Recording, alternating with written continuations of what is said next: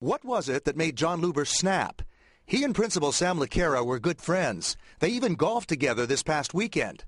That's why yesterday's deadly shooting has left a lot of people shaking their heads. It's definitely a wake-up call to realize that even individuals that you think you know, you really don't know. Amelya Stevenson is a human resource expert. She says the shooting was a one-in-a-million event that could not have been predicted. And that's the case in most instances. The U.S. Bureau of Labor says in 2008, 421 people died in workplace violence. We never expect it to happen to us. Stevenson says with the down economy, managers need to take a step back and become more sensitive to how their decisions will impact employees' livelihoods.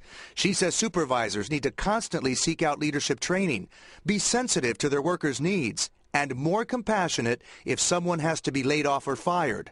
Unfortunately, Stevens says that's not always the case. They may be a very good leader managing up, so the key executives may think they're doing a great job. But the bottom line is they're not managing down appropriately. And she says that can trigger poor morale, which ultimately affects an employee's psyche, and there's no way to tell where that may lead.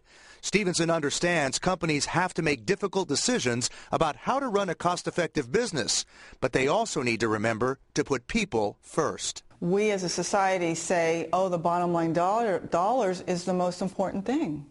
And the reality is it? Let me make it very clear here. We do not know the circumstances that led up to yesterday's shooting. Amelya Stevenson simply is saying that given what happened, this may be a very good time for all of us to think about how we interact with one another. And that's going to bring